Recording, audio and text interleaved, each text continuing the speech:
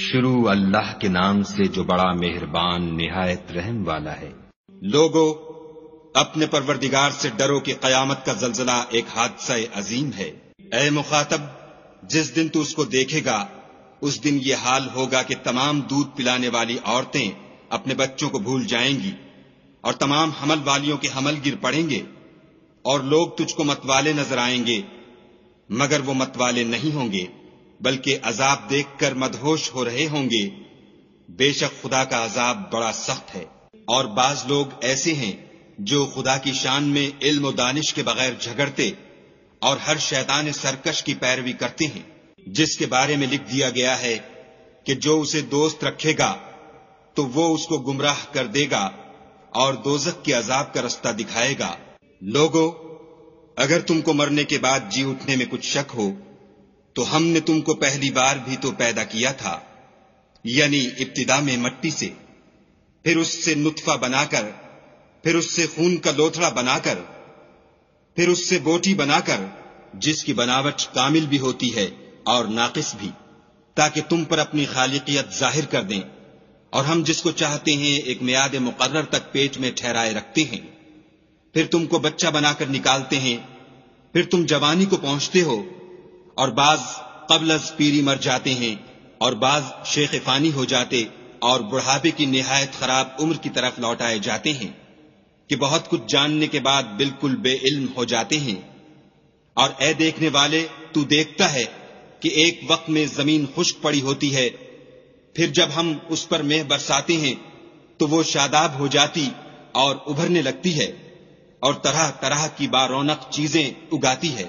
ان قدرتوں سے ظاہر ہے کہ خدا ہی قادر مطلق ہے جو برحق ہے، اور یہ کہ وہ مردوں کو زندہ کر دیتا ہے، اور یہ کہ وہ ہر چیز پر قدرت رکھتا ہے، اور یہ کہ قیامت آنے والی ہے، اس میں کچھ شک نہیں، اور یہ کہ خدا سب لوگوں کو جو قبروں میں ہیں جلا اٹھائے گا۔ اور لوگوں میں کوئی ایسا بھی ہے جو خدا کی شان میں بغیر علم و دانش کے اور بغیر ہدایت کے اور بغیر کتاب روشن کے جھگڑتا ہے اور تکبر سے گردن موڑ لیتا ہے تاکہ لوگوں کو خدا کے رستے سے گمراہ کر دے، اس کے لیے دنیا میں ذلت ہے، اور قیامت کے دن ہم اسے عذاب آتش سوزاں کا مزہ چکھائیں گے۔ اے سرکش، یہ اس کفر کی سزا ہے جو تیرے ہاتھوں نے آگے بھیجا ہے، اور خدا اپنے بندوں پر ظلم کرنے والا نہیں۔ اور لوگوں میں بعض ایسا بھی ہے جو کنارے پر کھڑا ہو کر خدا کی عبادت کرتا ہے، اگر اس کو کوئی دنیاوی فائدہ پہنچے تو اس کے سبب مطمئن ہو جائے، اور اگر کوئی آفت پڑے تو منہ کے بل لوٹ جائے، یعنی پھر کافر ہو جائے۔ اس نے دنیا میں بھی نقصان اٹھایا اور آخرت میں بھی، یہی تو نقصان سری ہے۔ یہ خدا کے سوا ایسی چیز کو پکارتا ہے جو نہ اسے نقصان پہنچائے اور نہ فائدہ دے سکے، یہی تو پرلے درجے کی گمراہی ہے۔ بلکہ ایسے شخص کو پکارتا ہے جس کا نقصان فائدے سے زیادہ قریب ہے، ایسا دوست بھی برا اور ایسا ہم صحبت بھی برا۔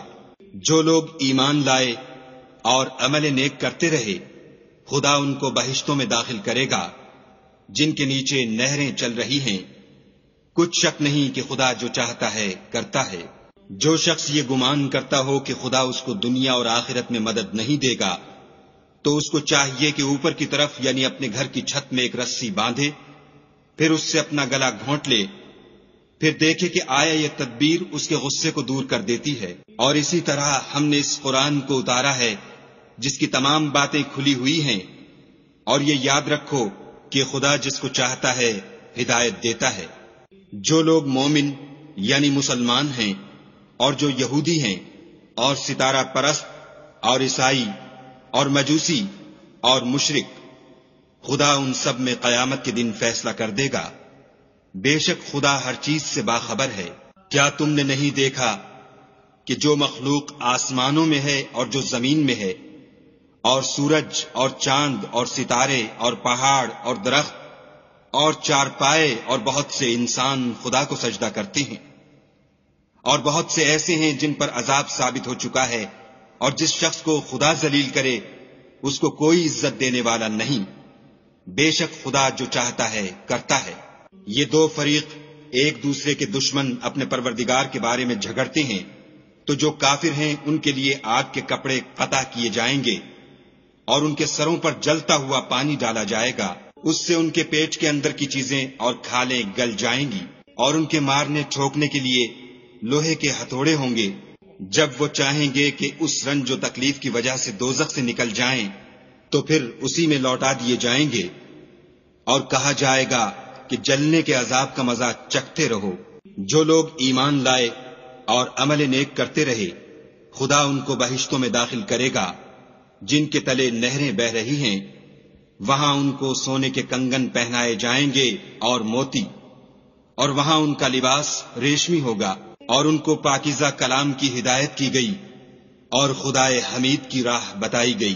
جو لوگ کافر ہیں اور لوگوں کو خدا کے رستے سے اور مسجد محترم سے، جسے ہم نے لوگوں کے لیے یکساں عبادت گاہ بنایا ہے، روکتے ہیں، خواہ وہ وہاں کے رہنے والے ہوں یا باہر سے آنے والے، اور جو اس میں شرارت سے کجروی و کفر کرنا چاہے، اس کو ہم درد دینے والے عذاب کا مزہ چکھائیں گے۔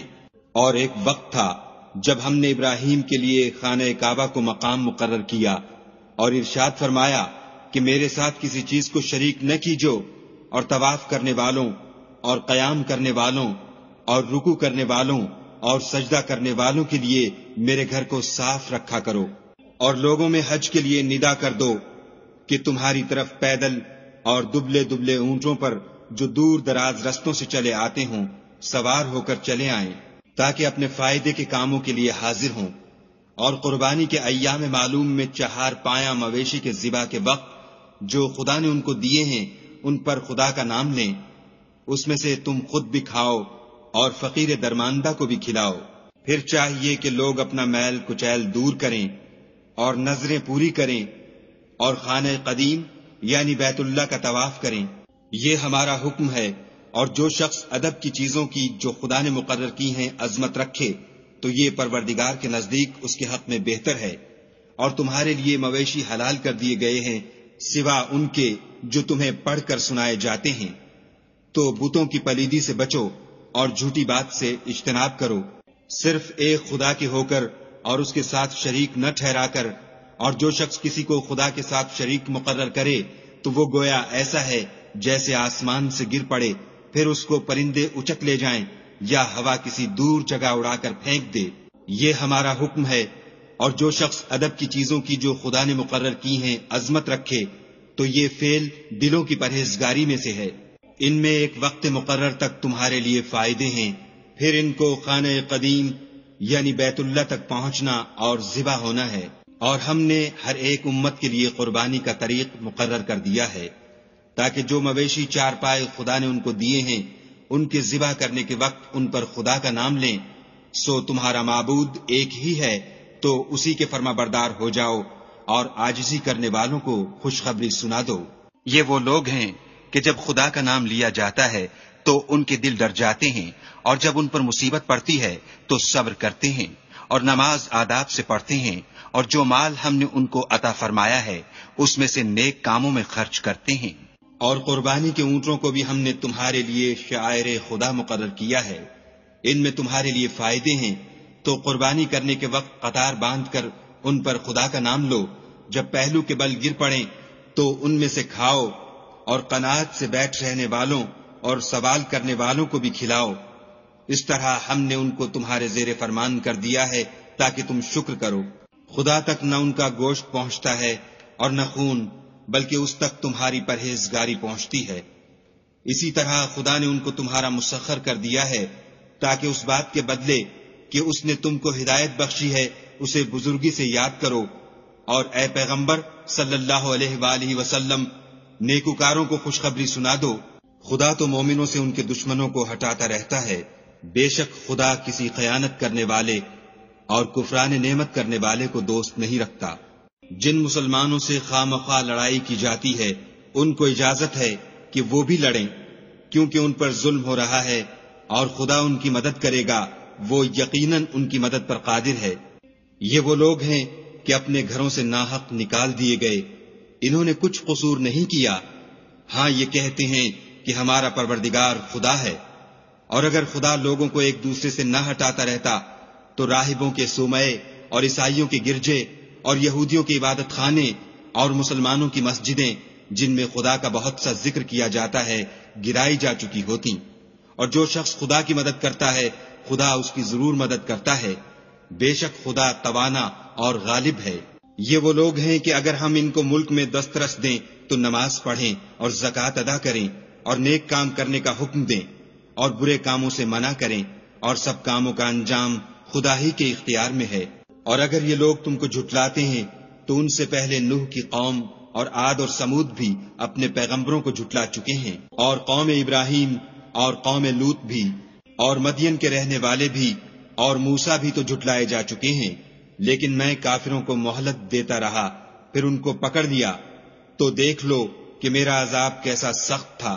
اور بہت سی بستیاں ہیں کہ ہم نے ان کو تباہ کر ڈالا کہ وہ نافرمان تھیں، سو وہ اپنی چھتوں پر گری پڑی ہیں، اور بہت سے کنویں بیکار اور بہت سے محل ویران پڑے ہیں۔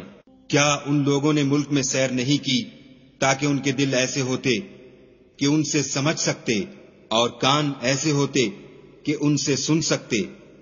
بات یہ ہے کہ آنکھیں اندھی نہیں ہوتی بلکہ دل جو سینوں میں ہیں وہ اندھے ہوتے ہیں۔ اور یہ لوگ تم سے عذاب کے لیے جلدی کر رہے ہیں، اور خدا اپنا وعدہ ہرگز خلاف نہیں کرے گا۔ اور بے شک تمہارے پروردگار کے نزدیک ایک روز تمہارے حساب کے روح سے 1000 برس کے برابر ہے۔ اور بہت سی بستیاں ہیں کہ میں ان کو مہلت دیتا رہا اور وہ نافرمان تھیں، پھر میں نے ان کو پکڑ لیا اور میری ہی طرف لوٹ کر آنا ہے۔ اے پیغمبر صلی اللہ علیہ وآلہ وسلم، کہہ دو کہ لوگو میں تم کو کھلم کھلا نصیحت کرنے والا ہوں، تو جو لوگ ایمان لائے اور کام نیک کیے ان کے لیے بخشش اور آبرو کی روزی ہے۔ اور جن لوگوں نے ہماری آیتوں میں اپنے ذوق باطل میں ہمیں عاجز کرنے کے لیے سعی کی وہ اہل دوزخ ہیں۔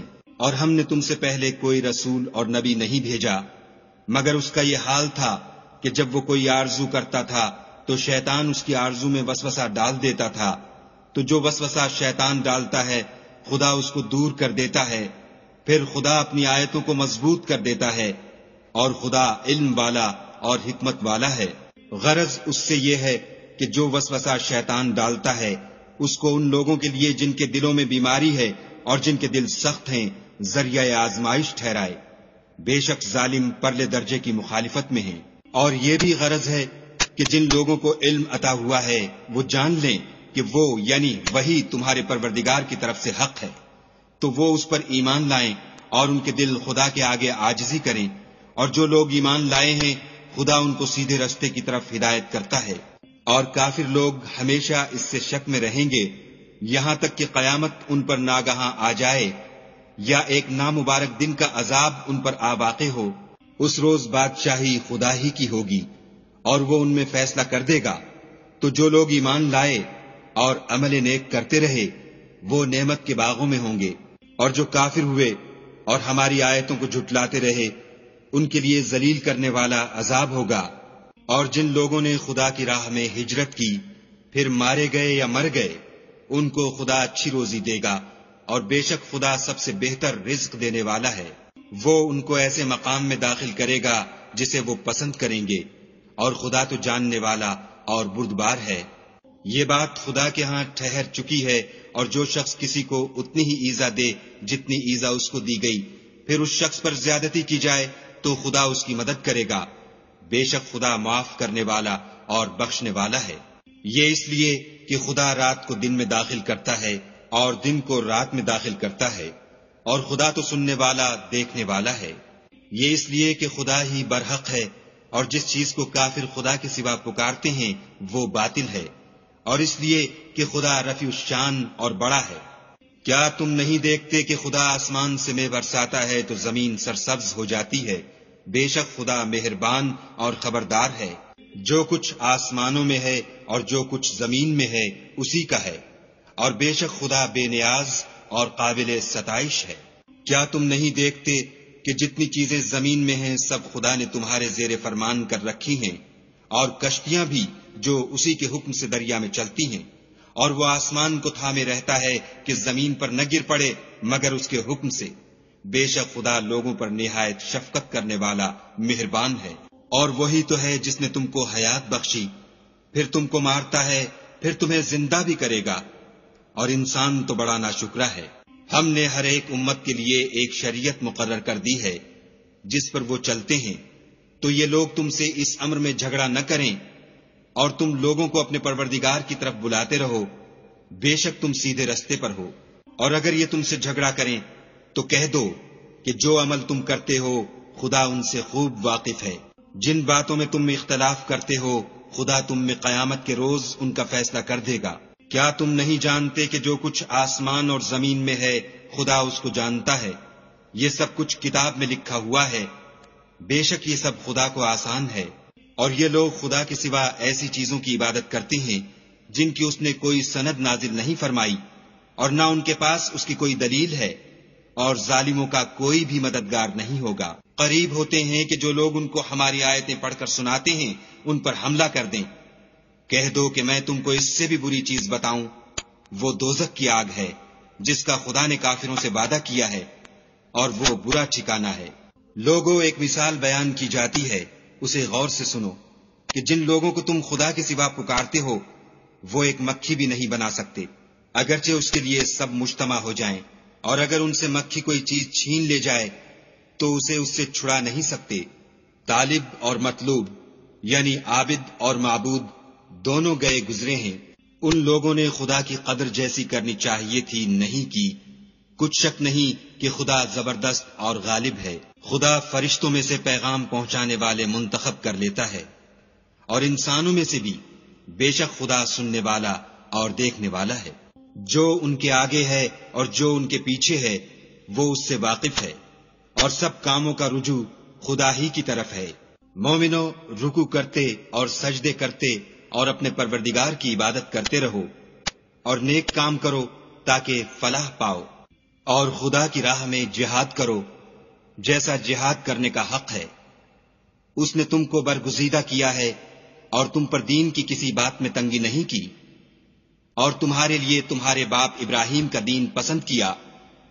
اسی نے پہلے یعنی پہلی کتابوں میں تمہارا نام مسلمان رکھا تھا، اور اس کتاب میں بھی وہی نام رکھا ہے۔ تو جہاد کرو تاکہ پیغمبر تمہارے بارے میں شاہد ہوں اور تم لوگوں کے مقابلے میں شاہد ہو، اور نماز پڑھو اور زکوٰۃ دو، اور خدا کے دین کی رسی کو پکڑے رہو، وہی تمہارا دوست ہے اور خوب دوست اور خوب مددگار ہے۔